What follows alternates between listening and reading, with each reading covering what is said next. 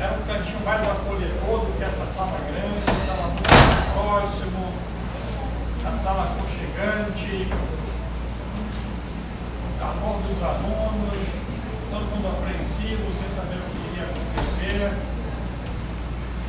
Lá naquela aula a gente fez uma introdução sobre o que vem a ser a filosofia, o saber filosófico, capacidade reflexiva, pensar na realidade. Falamos sobre os campos de estudo dentro da filosofia, política, ética, antropologia, teoria do conhecimento, epistemologia, etc, etc. Falamos sobre a finalidade da filosofia, qual é a utilidade da filosofia no mundo de hoje, tudo isso na primeira aula.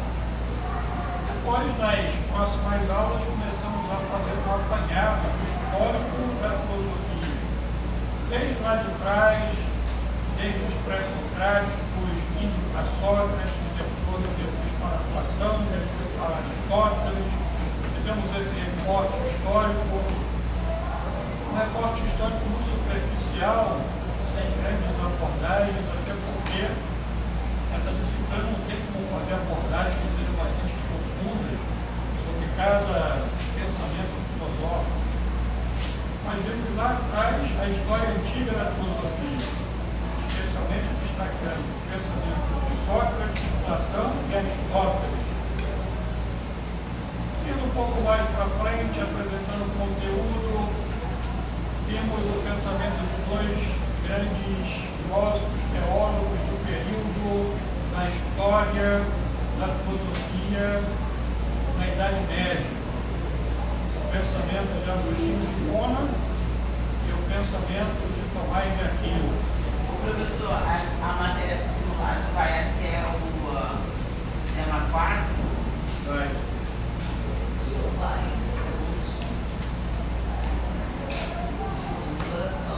Mais à frente, tratamos sobre a história da filosofia moderna, vemos o que vem a ser o renascentismo,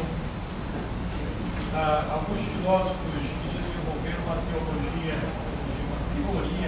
política sobre a importância do Estado, Maquiavel,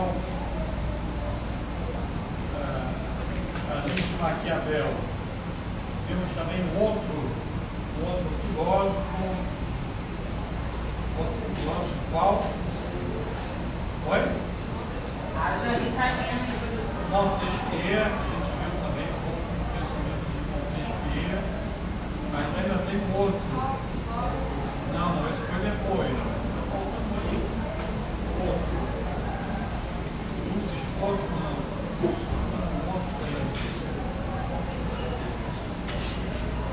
Não, francês não.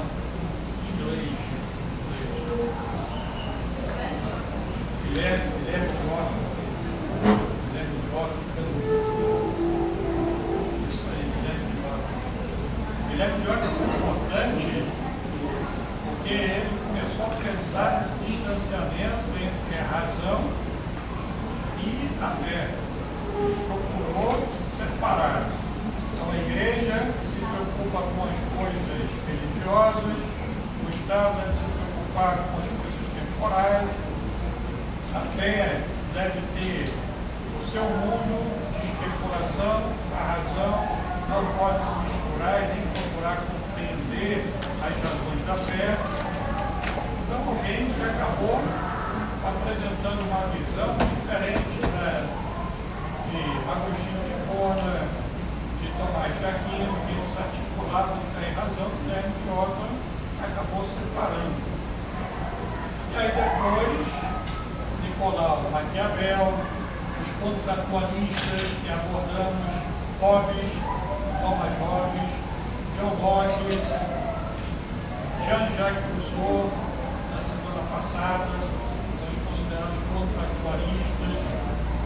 Vemos ainda, na história da filosofia moderna, o pensamento de Kant, o imperativo categórico, então agir de tal modo que a sua máxima se torne uma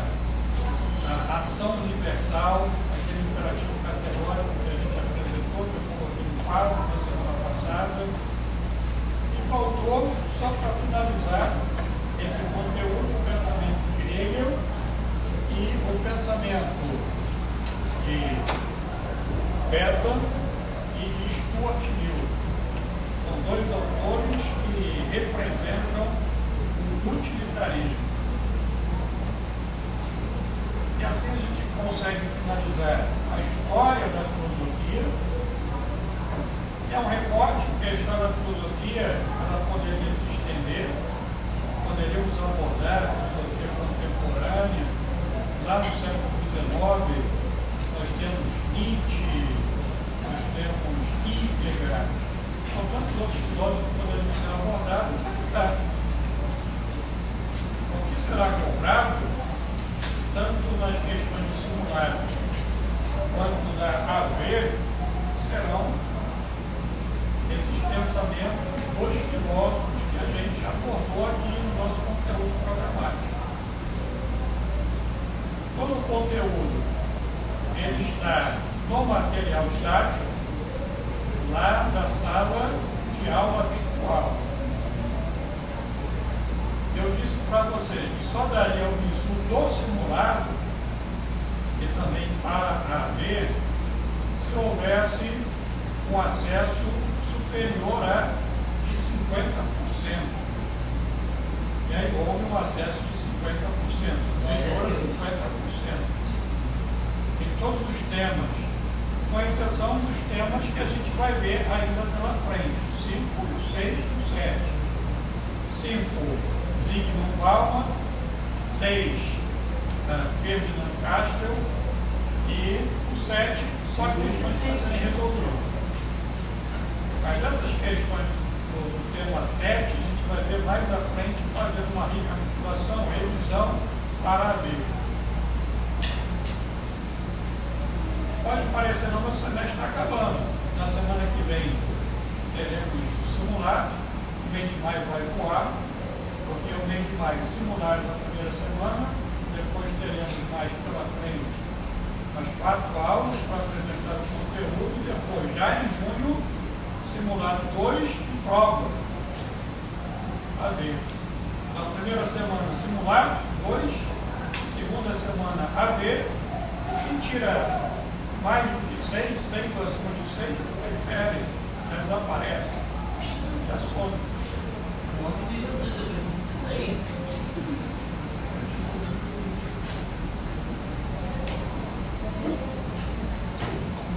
Só temos agora mais. Eles finalizar e fechar. Tudo bem, vamos lá. Peraí, professor. Não, rapidinho, professor, rapidinho, acabou do lugar. Cadê a. Não veio não. A representante não veio hoje não, tá passando mal. Não veio só semana passada, não veio hoje. Semana passada estava no hospital. Não, quem estava no hospital era eu.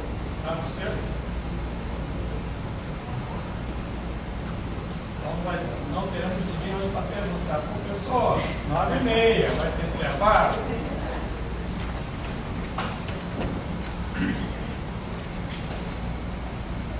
Tá bom?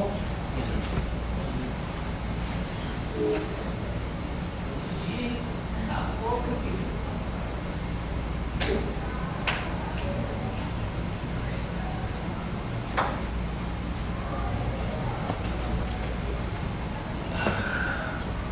Então foram quantas disciplinas? Estão estudando na segunda-feira? Quatro. Segunda, 4?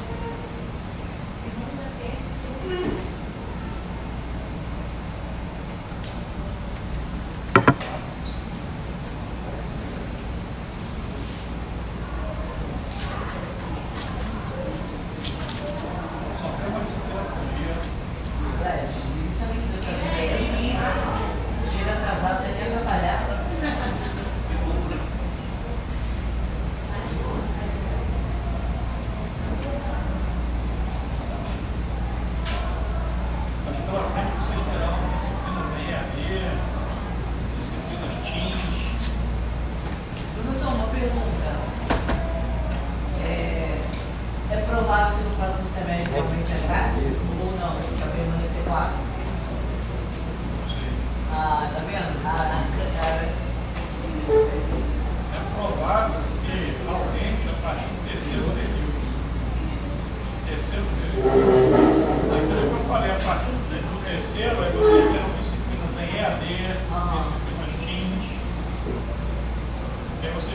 fazendo outro horário, ou seja, no horário de aula presencial. Aí poderão puxar outra disciplina. O máximo que vocês podem fazer de forma presencial são 5. Porque para cada dia é uma disciplina. Disciplina de 3 tempos. Não tem mais. Lá no Atuação até que tem de 10h30 até 13 horas. 10h30 até 13 horas. Aí chega às 7h50 e só vai sair às 13 horas.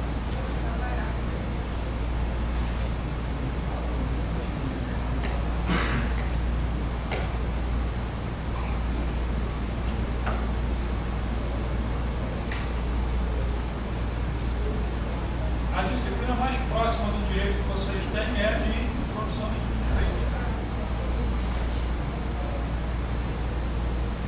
E essas são propedêuticas, são introdutórias.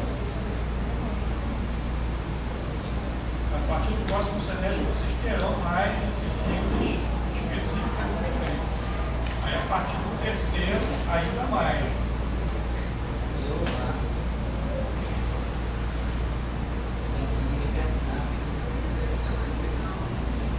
Passa rápido.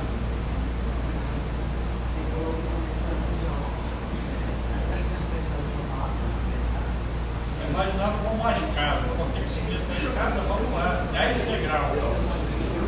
10 degraus da escada. Vou chegar lá em cima, 10 degraus, porque são 10 períodos. 5 anos, 10 períodos. Bom, vou chegar lá em cima. É apenas professor de falar? Apenas, é. Também eu estava entendendo.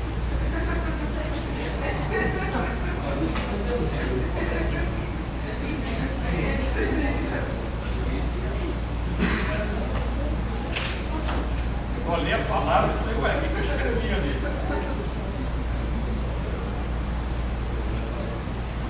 Aí imaginei o curso como escada de 10 degraus. O primeiro período, primeiro dia, então, o primeiro degrau, vou chegar aqui em cima. Você vai, segundo, terceiro, quarto, quinto, sexto, sétimo, oitavo, nono, 10º degrau. Quando você chega lá em cima, chega no nono, você fala, caraca, será que eu vou ter gás para subir até o 10º? Porque aparece como se foi. É TCC, exame de ordem, estágio, hora de atividades complementares. Haja Ritalina. Olha, sugiro para vocês irem adiantando, se vocês puderem fazer hora de atividades complementares, não deixar para o final. Continuaria com isso o quê?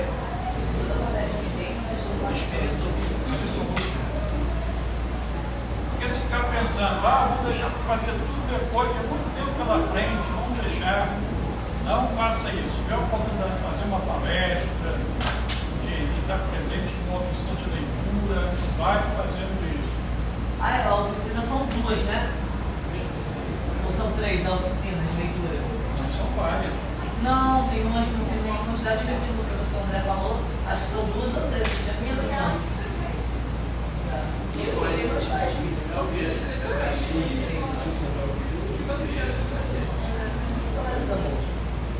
Filmes, cursos, isso.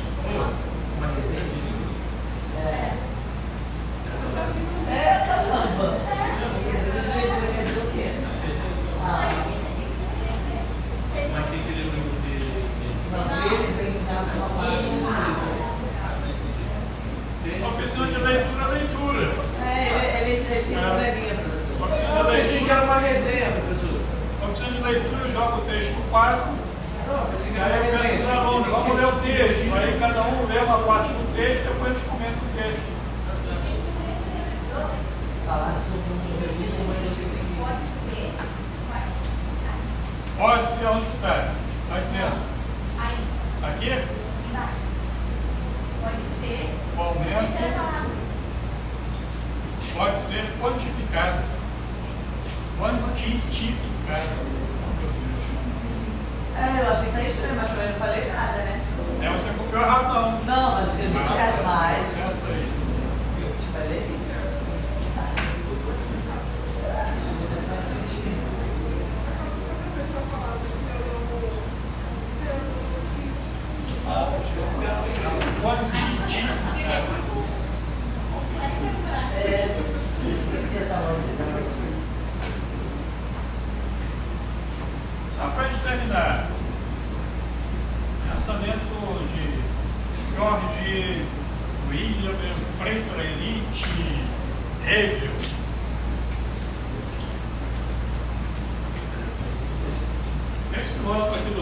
XIX é considerado um dos maiores filósofos da história da filosofia.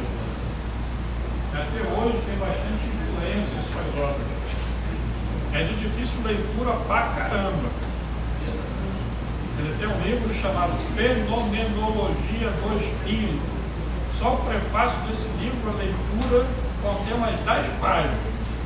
Para fazer uma leitura de uma página, para se entender alguma coisa, leva-se em torno de 1 hora. É você ler, você sabe ler, você sabe português.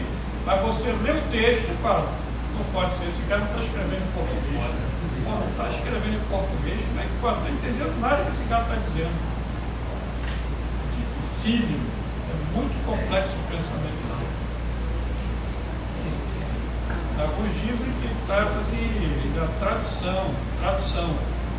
Aqueles que fazem a tradução do alemão para o português acabam dificultando aqui a interpretação, a leitura, mas não é difícil mesmo.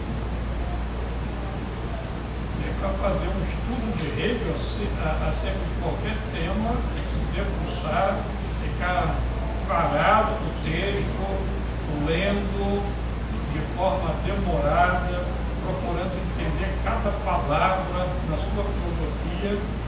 É pensamento pesado. Mas ele fez bastante escola. Ou seja, ele teve muitos discípulos. Inclusive Karl Marx. Já ouviram falar em Karl Marx? Karl Marx ele foi hegeliano inicialmente. Havia 2 grupos de hegelianos. Os hegelianos de direita e os hegelianos de esquerda. Karl Marx era hegeliano e depois ele rompeu com o pensamento de Marx, de Hegel. Mas até hoje se tem influência desse autor. Qual é a visão para ele? Para desenvolver uma teoria política. Então, o que interessa aqui nessa disciplina é a abordagem política que a gente viu lá desde o início. Sócrates, Platão, Aristóteles, todos eles apresentando uma visão política. A abordagem dessa disciplina é essa, até porque o direito é uma ciência social aplicada. Então interessa mais para o direito a filosofia política, a filosofia social e a filosofia política. Não interessa aqui teoria do conhecimento, não interessa aqui antropologia filosófica, interessa aqui as abordagens políticas da filosofia. Então, até então, a gente está vendo essas abordagens políticas. Aqui no pensamento de Hegel, ele desenvolveu uma teoria política baseada na ideia de que a história, aí é só a filosofia da história. A história é um processo de autorrealização. Autorrealização do espírito absoluto. Quando já começa, caraca, que porcaria é essa de espírito absoluto que ele está dizendo? O que é isso? Já começa com a própria palavra espírito. O que é espírito na visão dele? Não tem nada aqui de fantasmagórico, nenhuma realidade que existe com o ser humano ou fora do ser humano. Não é essa visão que a gente tem de espírito como sendo sobrenatural. Aqui não. Para ele, espírito é o desenvolvimento da cultura. É o ser humano se compreendendo com o passar do tempo. O ser humano vai se compreendendo. E a partir dessa compreensão, o ser humano vai modificando a natureza. Vai estabelecendo sociedade, civilização. Então, o ser humano vai progredindo e vai construindo história. Então, quando se fala em espírito absoluto, é o grau de consciência que o ser humano chegou. O ser humano chegou a um grau de consciência sobre a sua realidade, sobre o seu mundo, que na visão dele não se teria como superar. Se chegou ao ápice do conhecimento.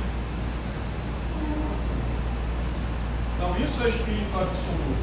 Então o que é a história no pensamento dele? É esse processo de compreensão do próprio ser humano acerca do mundo. no qual o ser humano se encontra inserido, e a transformação que o ser humano vai realizando nesse mundo. Então, o que é a história? Processo de autorrealização do Espírito absoluto. Para ele, o estado é encarnação. É a encarnação da razão e da liberdade. Então, da capacidade que o ser humano tem de compreender o mundo e da liberdade, da autonomia do indivíduo. Então, o que é o estado? O estado é a encarnação, a realização maior da capacidade racional do ser humano. Porque o ser humano acaba superando a sua primitividade. Enquanto o ser primitivo quer viver instintivamente, isoladamente, como indivíduo, quer realizar os seus interesses. Quando o ser humano percebe a necessidade de não viver apenas para si, mas viver para o bem coletivo, não há necessidade de surgimento do Estado, como aquela instituição criada por meio de um pacto social que os contratualistas afirmavam lá desde o século XVI. E aí Hegel, ele não trata do contrato, mas considera o Estado como sendo o processo evolutivo do ser humano, e aí o Estado seria uma forma de processo evolutivo em que o ser humano chegou ao seu ápice. Porque não agora vive de forma isolada. O ser humano criou, estabeleceu uma instituição, e essa instituição ordena a vida em sociedade, ordena a sociedade civil, contribui para que a sociedade civil esteja organizada e não apenas pensar nos interesses que são particulares, mas nos interesses do todo. Então, para ele, a encarnação da razão e da liberdade, e é o fim da história. Fim da história porque, na visão dele, a história ela é cíclica. A história tem pensamentos que se contrapõem, e a partir dessa contraposição de pensamentos, de compreensão, vai se aprofundando cada vez mais o conhecimento da realidade. O Estado é uma entidade orgânica. Entidade orgânica, trata-se aqui de uma pessoa, tal como o direito hoje considera, uma pessoa, só que uma pessoa jurídica. E a pessoa jurídica é o quê? É algo construído. É algo construído pelo direito. O Estado é algo construído pelo direito. É uma entidade, possui uma personalidade. Não é uma pessoa natural, mas possui uma personalidade. O Estado é uma entidade orgânica, organizada, coesa, onde os indivíduos são partes de um todo maior. Então, o Estado organiza esse conjunto de indivíduos. Para ele, o Estado deve ser forte e centralizado. É por conta disso que, na visão de Hegel, a melhor forma de governo não seria a democracia, mas a monarquia constitucional. Então, o Estado tendo um monarca, mas só o monarca não regendo da forma como quer. O monarca administrando com base numa Constituição. E essa Constituição, elaborada de que maneira? Aí Hegel não dá a resposta, mas diz que o Estado ideal seria o Estado monárquico constitucional. E aí essa Constituição poderia ser elaborada pelo próprio monarca, poderia ser elaborada por um grupo dentro da sociedade, poderia ser elaborada democraticamente, mas deveria haver uma lei suprema. E essa lei suprema deveria ser observada até pelo monarca. Então, o rei ele não poderia administrar sem essa base legal. Não poderia construir todo o tempo as leis que seriam próprias do monarca. Ele deveria observar a Constituição. Então, na visão dele, o melhor Estado seria um monárquico constitucional e não democrático. Até porque ele não havia deslumbrado ainda de que maneira um Estado constitucional poderia ser implementado. Os Estados Unidos estavam iniciando a democracia aqui na América do Norte. Lá na França, a França estava nos primeiros passos também com relação à implementação do Estado democrático. Mas na Alemanha não havia ainda Estado democrático. E até porque os Estados democráticos, lá na França mesmo, acabou sendo superada no finalzinho, ou melhor, no início do século XIX, com Napoleão Bonaparte. Napoleão ele começou na França a tentar criar um império europeu. Começou a dominar os países da Europa no início do século XIX. Então, aquilo que lá na França aconteceu em 1789, que foi a Revolução Francesa, aquela construção do Estado Democrático do Direito acabou indo por água abaixo, porque a França, com Napoleão, ela perdeu a democracia e se configurou como um Estado ditatorial, napoleônico. Então, Napoleão acabou assumindo o governo e tentando assumir o governo dos outros países europeus. Muita gente odiava Napoleão, né? Hegel não. Para Hegel tratava-se de uma figura forte, um homem bastante inteligente e que, na visão de Hegel, realizava um governo sólido. Tanto é que a família real portuguesa só veio para o Brasil por conta da pressão de Napoleão lá na Europa. Napoleão estava próximo de invadir Portugal e a família real portuguesa, com medo de Napoleão, veio para o Brasil às escondidas, em 1808. Mas Napoleão também estava de olho aqui nas Índias, né? Aqui nas Índias? Aqui não, nas Índias. Não, ele queria um império, cada vez maior, melhor. Tudo, né? Só que aqui do outro lado do continente, dificilmente teve controle aqui. Aí a família real portuguesa se mandou para o Brasil.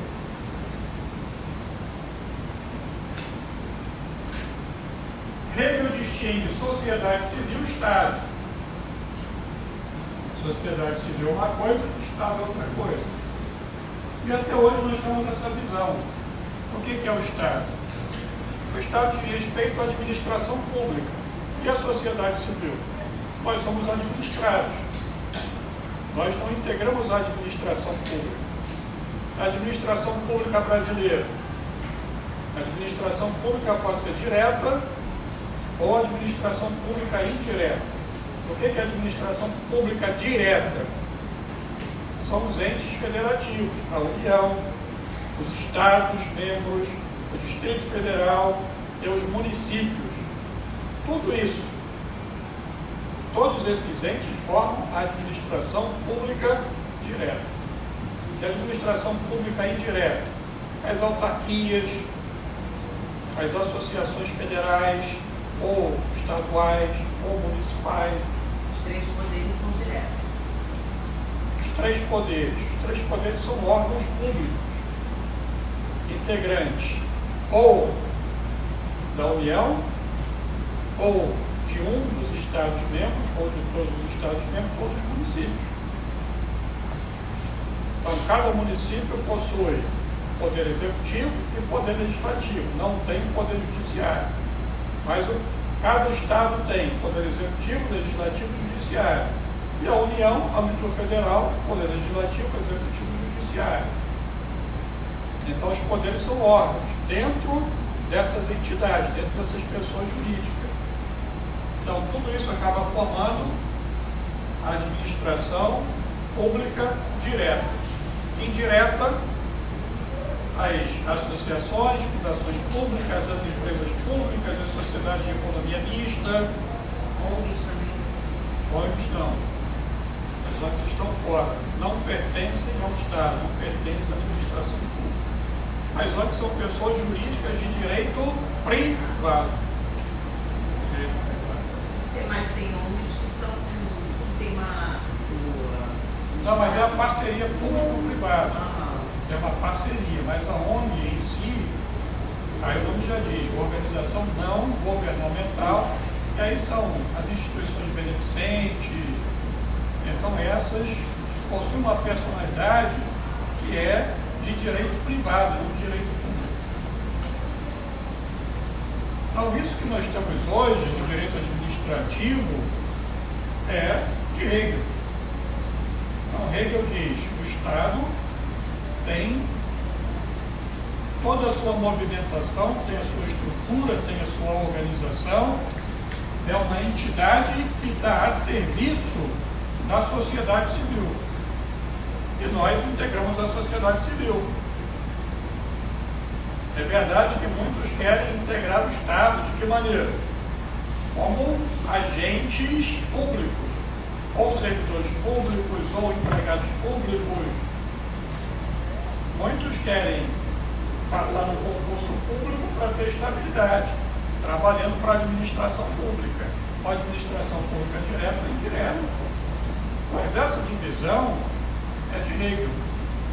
Então, para Hegel se tem o Estado, a administração pública e se tem a sociedade civil. A sociedade civil é a esfera da economia e da vida social. Da economia, mas não a economia realizada pelo Estado na sua intervenção. Não é aqui a economia realizada por uma empresa pública, por uma sociedade de economia mista, que faz parte da administração pública indireta. Aqui é a economia dos sujeitos civis. Então a economia, por exemplo, a nossa economia, o nosso trabalho, a manutenção de casa, as compras que a gente realiza, o negócio que se tem, a vida social, tudo isso aqui diz respeito à sociedade civil. Qual é o papel do Estado? Organizar a vida civil, a sociedade civil. A sociedade civil é o lugar onde os indivíduos perseguem os seus interesses particulares. Então, na sociedade civil, nós temos as nossas famílias, temos os nossos estudos, temos os nossos trabalhos, aí nós perseguimos o quê? Os interesses que são particulares. O que o Estado faz? O Estado organiza a sociedade civil e o Estado, ele procura realizar não apenas os interesses particulares, mas os interesses da administração pública. Contudo, para Hegel, a sociedade civil é essa, é insuficiente para realizar a liberdade e a razão. Só a sociedade civil, sem organização, sem o Estado, não realizaria a liberdade e a razão. Ou seja, não seria suficiente a sociedade civil sem o Estado para possibilitar autonomia e liberdade de fato dentro da sociedade. E nem haveria uma compreensão do ser social e político do ser humano. Daí que é importante a existência do Estado organizando a sociedade civil. O Estado é necessário para superar as limitações da sociedade civil. Para Hegel, a compreensão da realidade se dá pelo método dialético. O que é o método dialético? Tese,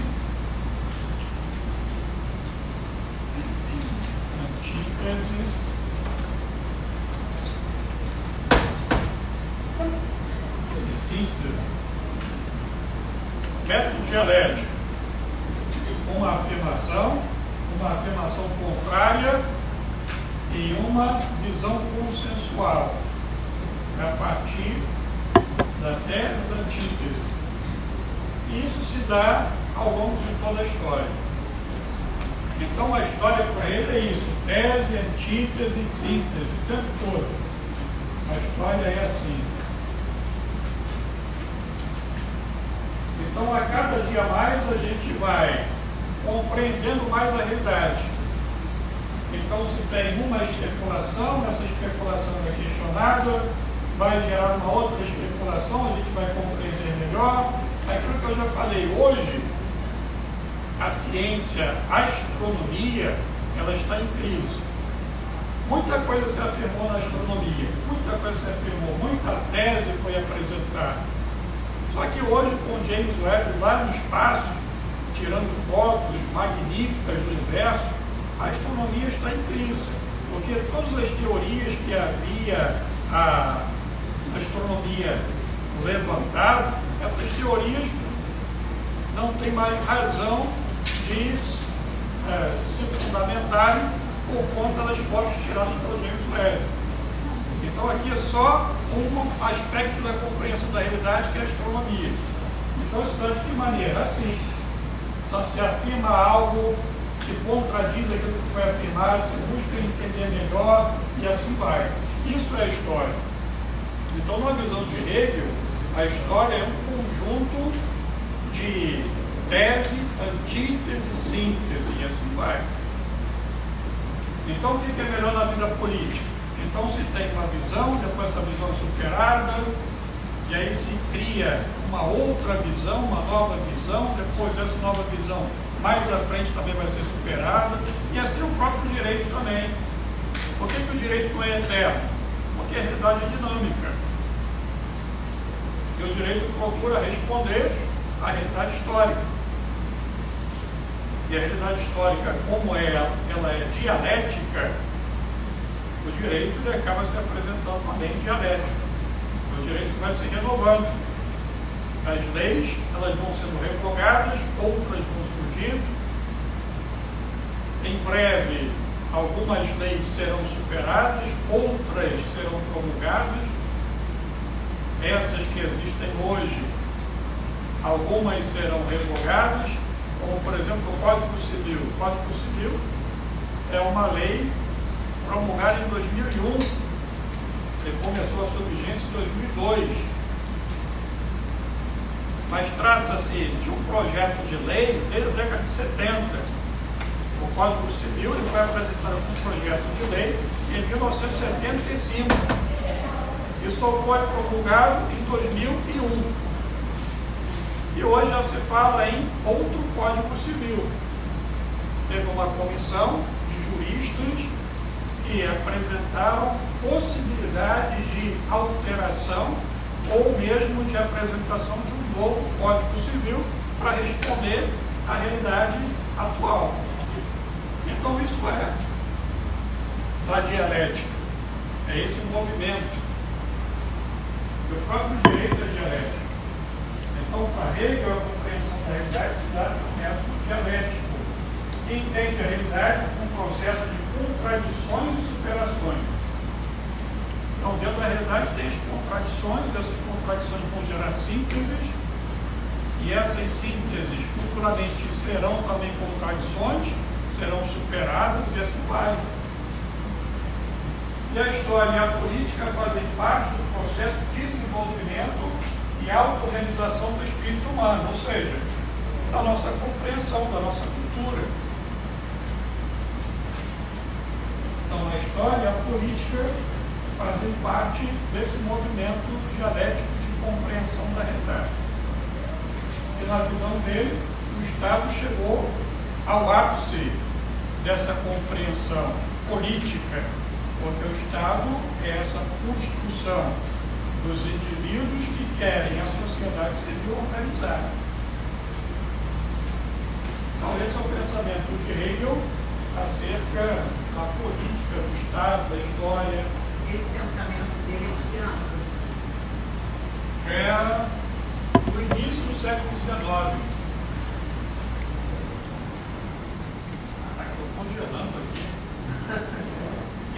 século XIX.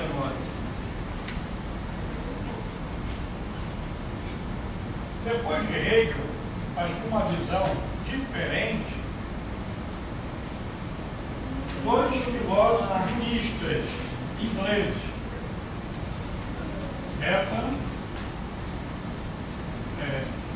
Jeremias Bentham e Stuart Mill. Dois filósofos e também juristas que criaram a teoria política chamada utilitarismo. Não há. Se quiser desligar, pode ligar. Não, deixa ligado, estou dando uma pausa. Pode ligar. Para mim. Não, cara.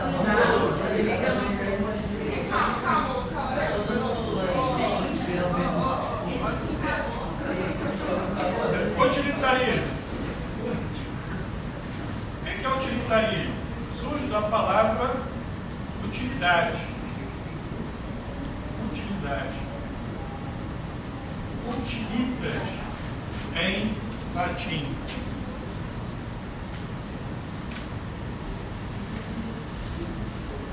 Então, utilidade ou proveito. Utilitarismo. O que significa utilitarismo? Teoria, ética e política. Que defende que as ações, a conduta do indivíduo dentro da sociedade devem ser avaliadas com base na sua capacidade de promover a felicidade e o bem-estar geral. Significa que toda ação nas relações sociais devem ser pensadas a partir da sua utilidade. Mas utilidade em qual sentido?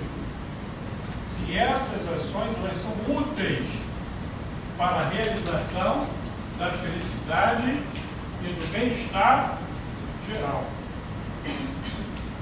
Então, utilitarismo significa a compreensão de que as ações, a conduta humana de cada um deve ser para promover a sua felicidade, mas não só a sua felicidade, a sua e a dos demais. E o bem-estar da coletividade. Enquanto Kant, que a gente viu na semana passada, falava que nós deveríamos agir de tal maneira que a nossa intenção ela devesse coordenar ações que deveriam e poderiam ser realizadas por toda a humanidade. O utilitarismo diz que a gente só deveria realizar ações tendentes para a felicidade individual e coletiva. E aí qual seria o parâmetro? Porque se eu fosse apenas realizar ações pensando na minha felicidade, eu iria criar o quê? Se cada um agisse de acordo com seus próprios interesses, de acordo com a sua própria felicidade, haveria um entendimento da sociedade? Não. Então, de acordo com o utilitarismo, você tem que pensar na realização da sua felicidade e na realização da felicidade das outras pessoas dentro da sociedade. Agora, é difícil isso, não? Especular acerca disso é mais fácil do que isso ser realizado dentro das próprias relações sociais. Para Bentham, o objetivo fundamental da vida humana é a promoção de ações que promovam a felicidade geral, que pode ser quantificada com o aumento de situações de prazer e de diminuição da dor. O que é felicidade? Será que existe uma felicidade? Será que existe a felicidade? Ou são momentos de contentamento, de bem-estar, momentos de tranquilidade, de paz interior? O que é felicidade? É uma loteria. alegria. O que seria felicidade? Aí os filósofos, aqui pelo menos esses, não conseguem definir o que é felicidade. Ah, mas aí falam de utilitarismo, ações voltadas para a felicidade. Mas o que seria? O professor Cláudio falando sobre felicidade, sobre livro, ele diz que o embrião da vida, a porta de morango é viver em prol do próximo. É a verdadeira felicidade. É a teoria dele.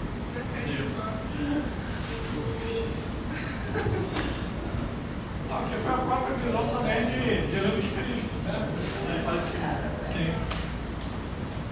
O Clóvis ele tem uma visão muito baseada também no entendimento cristão. Parece que ele estudou também, não, o canal ele estudou com religiosos. Ele e Botunas. Mas o que é felicidade? Bom, não sabemos o que é felicidade. Acho que é de cada pessoa para pessoa, né? Então, você tem uma verdade sobre felicidade? Isso tem. Aí aqui os filósofos Bertrand e Mill falam da felicidade, ações voltadas para a felicidade, mas não explicam o que é felicidade. Politicamente, o que é felicidade?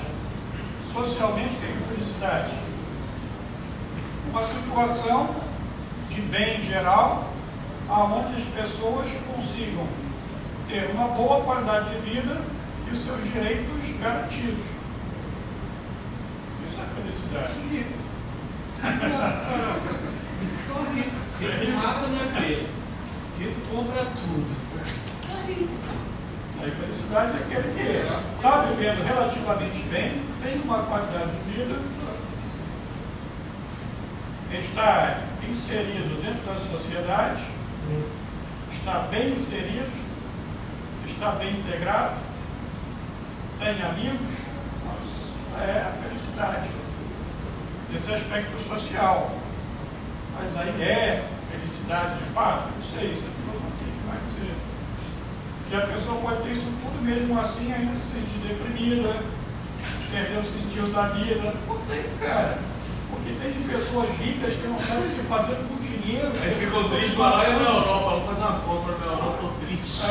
Pessoas que estão se matando por conta de não saber o que fazer com o dinheiro. Não, eu sei. A gente assim, fala, pô, como é que a pessoa rica vai perder o sentido da vida? Porra. Aquele comediante Robin Williams, até hoje eu me pergunto como é que esse homem entrou em depressão. Primeiro ele fazia as pessoas rirem, né? E depois o cara era estabilizado, rico, estabilizado, mundialmente conhecido, se matou. Tem uma explicação, professor, porque tem uma explicação. A depressão não é somente um problema psicológico. Foram feitas tomografias de pessoas diferentes, estudos científicos, e mostrou-se que na depressão existe uma alteração anatômica do cérebro. Então, mesmo que a pessoa seja rica, se ela tiver alteração anatômica do cérebro, ela vai dar para a depressão. Então todo mundo, né? Porque a doença do século. É uma explicação, né? Uma explicação também. Há controvérsia. Porque a depressão e a ansiedade são as doenças do século. Então, só estou aqui problematizando. Então, felicidade, o que é? Então, esses autores aqui apresentam uma visão em que carece daquilo que é mais importante, da compreensão do que é felicidade. É um estado, né, pessoal? O cara está com saúde, está com a família, ele se sente bem, né? Na visão política, social, é isso. É você poder sair, é você poder se divertir, é você ter plano de saúde, é você poder ser atendido quando você quiser, quando você tiver uma necessidade, é você ter escola, ter universidade, ter a possibilidade. Então, isso é você se integrar socialmente. Então, dessa visão social e política. Isso é felicidade. Super felicidade. Felicidade é um arte.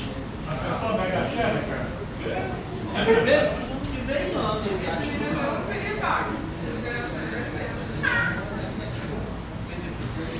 Então, dentro da sociedade, o Estado possibilitando melhores condições de vida para os cidadãos, isso seria implementação de felicidade.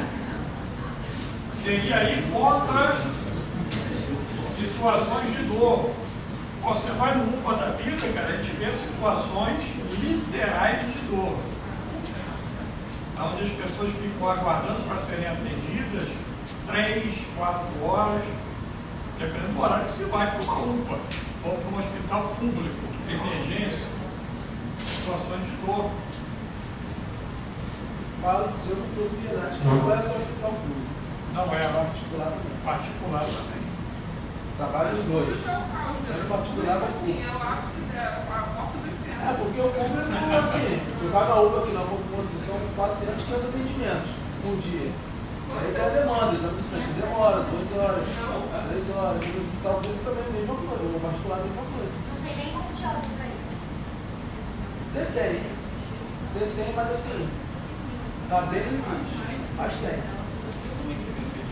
Não, meu filho estava com uma infecção na garganta, ele não estava nem conseguindo dormir, chorava direto. E aí fomos no hospital particular, e aí tem como aplicar pelo menos uma injeção, uma Bezetacil, porque a Bezetacil é mais rápida, né?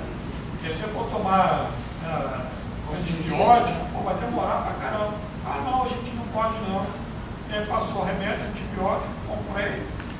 Aí chegou em casa e começou a tomar, pô, mas não faz efeito imediato. Eu fui na UPA, e aí na UPA tem como aplicar Bezetacil? Claro. O atendimento foi mais sério na UPA do que no hospital privado. E muitas das vezes não é nem o dinheiro que o Estado determina para aquela instituição. O problema às vezes é a própria ética e moral da instituição. Vou dar um exemplo. O ensino médico que atendia no hospital, como passar de lá, a mesma especialidade. Eu trabalhava nos dois hospitais. No hospital particular ele era o cara. E no hospital público ele era o nosso. Não trabalhava mais, Mas isso aí depende muito do caráter da pessoa. É o caráter. É o caráter da pessoa. se não tiver fiscalização, se não tiver em cima, o cara relaxa. Porque eu sou no hospital particular, eu sou no hospital público também. Eu não sou no mundo. Pelo caráter, da ética de cada um.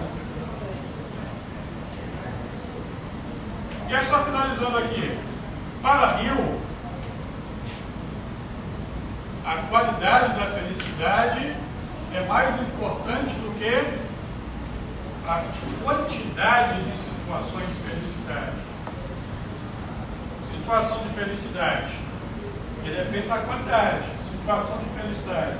Dentro do Estado, direito à saúde, direito à alimentação, direito à segurança. Ok? Mas e a qualidade disso?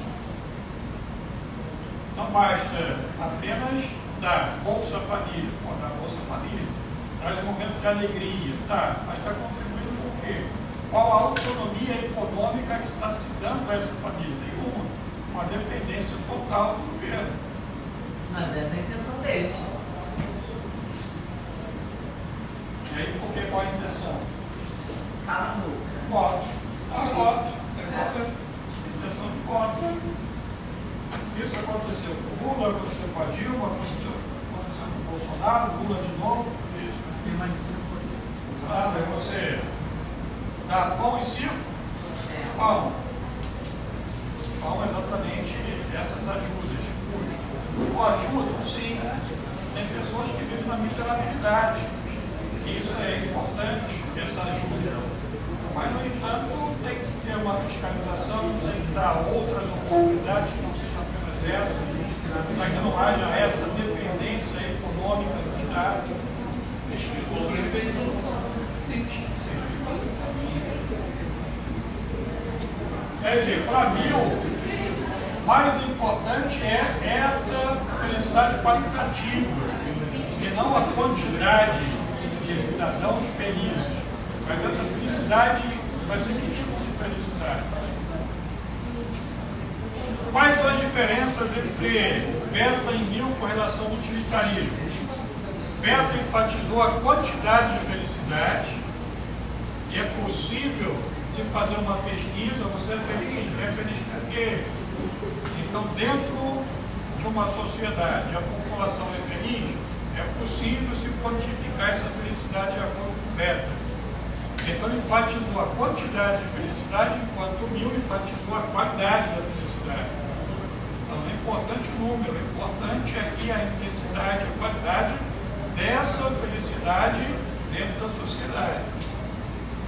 Berta focou mais na maximização da felicidade geral, enquanto Mill defendeu a liberdade individual. Para Berta, a felicidade geral é mais importante do que a felicidade individual. E Mill diz, tá bom, ok, mas no entanto tem que se resguardar a liberdade do indivíduo. Tem que se pensar naquilo que é bom também para cada indivíduo. O indivíduo não pode se diluir pensando o indivíduo somente em fazer bem para a coletividade e esquecer da sua própria vida. Berta defendeu que a moralidade é baseada apenas na utilidade. Então, aquilo que é útil, condutas úteis à felicidade para o bem comum. Enquanto Mill defendeu que a moralidade não pode ser reduzida apenas à utilidade.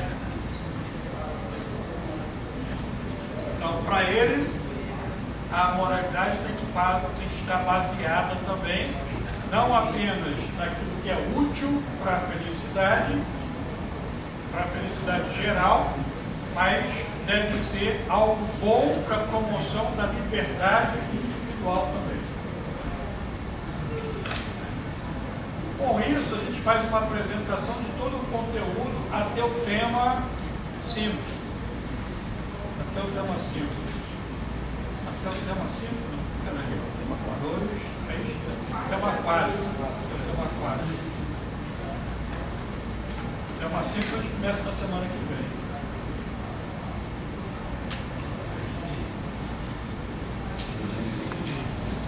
E sobre...